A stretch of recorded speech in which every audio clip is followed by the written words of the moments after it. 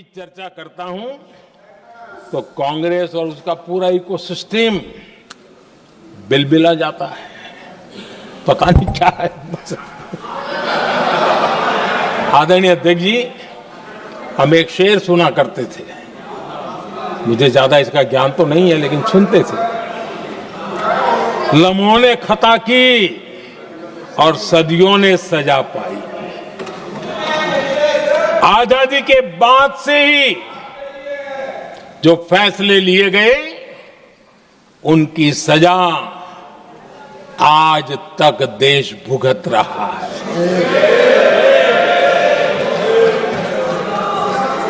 यहां बार बार एक बात का जिक्र हुआ और मैं फिर से करना चाहूंगा। अक्साई चीन की उस पूरे क्षेत्र को बंजर जमीन करार दिया गया। ये कह करके तो बंजर है। देश की 38,000 वर्ग किलोमीटर जमीन हमें खोनी पड़ी।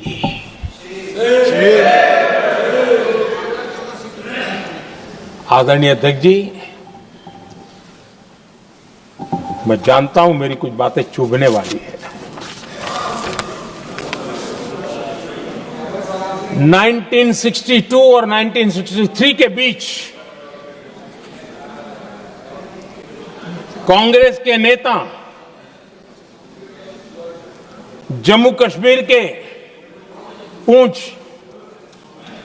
उरी, नीलम वैली और किशनगंगा को छोड़ देने का प्रस्ताव रख रहे थे। भारत की भूमि, आदरणीय अध्यक्ष जी, और वो भी लाइन ऑफ पीस के नाम पर किया जा रहा था। 1966 रण ऑफ कच्छ पर इन्हीं लोगों ने मध्यस्थता स्वीकार की। ये था उनका राष्ट्रीय सुरक्षा का विजन।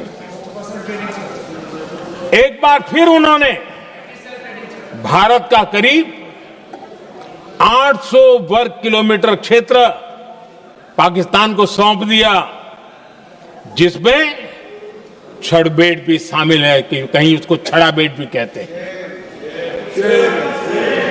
1965 की जंग में हाजीपीर पास को हमारी सेना ने वापस जीत लिया था, लेकिन कांग्रेस ने उसे फिर लौटा दिया।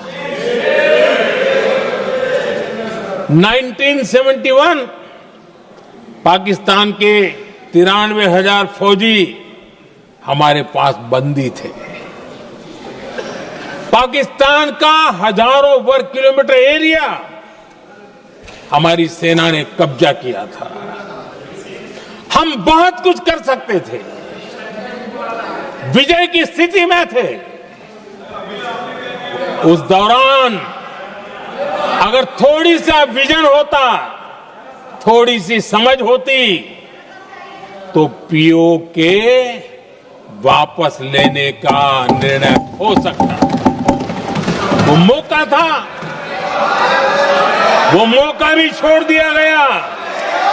अरे इतना ही नहीं, इतना सारा जब सामने टेबल पर था, अरे कम से कम करतारपुर साहब को तो ले सकते थे, वो ही नहीं कर पाया। 1974 श्रीलंका को कच्चथीवू द्वीप को गिफ्ट कर दिया गया।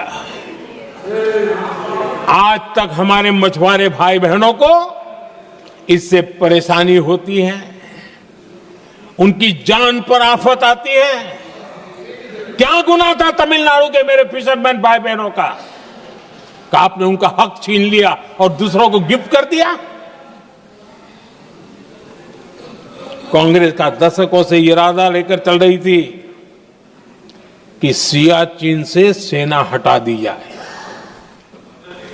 आदरणीय अध्यक्ष जी, 2014 में देश ने इनको मौका नहीं दिया, वरना आज सियाचिन भी हमारे पास नहीं होता।